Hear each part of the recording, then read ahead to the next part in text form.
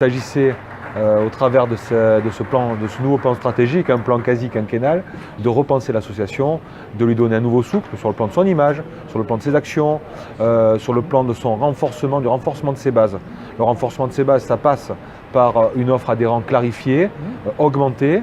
Le renforcement de ses actions, ça passe par des commissions toujours plus actives. Il nous a fallu bien travailler là-dessus, les redéfinir, définir leurs engagements, leur amener du budget dédié, c'est tout ça. Et puis évidemment l'événementiel, mais là-dessus je pense qu'on est déjà plutôt bien pourvu. Les présidents de commission ont une charte d'engagement vis-à-vis du développement de l'association.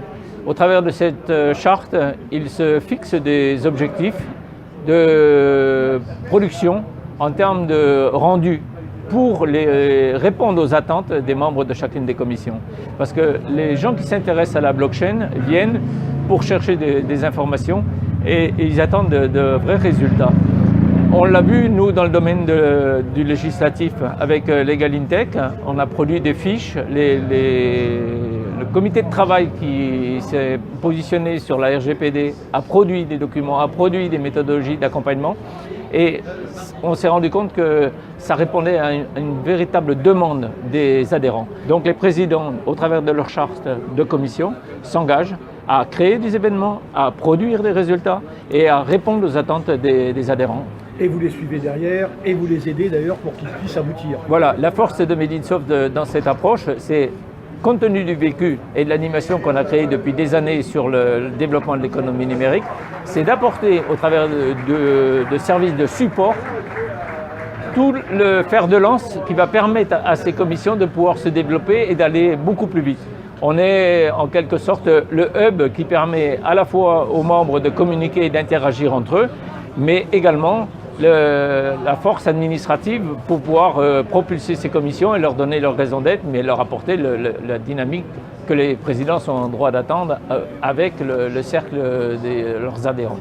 On a une vocation régionale, aussi bien dans la production d'événements nous-mêmes ou d'actions au sens large, mais également dans le soutien aux autres structures qui aimeraient créer des actions et éventuellement s'appuyer sur les nôtres. On est quand même la plus grosse association de la région sud et on n'est pas là pour se faire concurrence, on est là pour aider les autres. On est là pour travailler ensemble. Notre champ d'action, il est régional et avec tout le monde. Alors, il y a un FIDEMED qui est prévu du côté des Alpes-Maritimes. Ouais. Est-ce que ça signifie qu'il va être organisé justement en s'appuyant sur les associations existantes sur les Alpes ?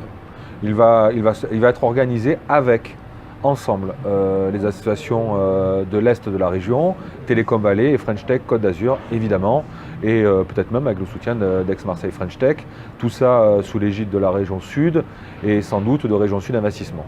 Un petit mot sur le grand opening. Ah, il y en aura un cette année ? Cette année, il y aura un grand opening qui, comme chaque année, sera supérieur en fréquentation, en dimension, en surprise de l'année précédente. On sait déjà ce qu'on va faire et où on va le faire. Mais vous ne voulez pas le dire ? Non, on ne va pas le dire. On va juste confirmer qu'effectivement, cette année, ça sera encore plus costaud.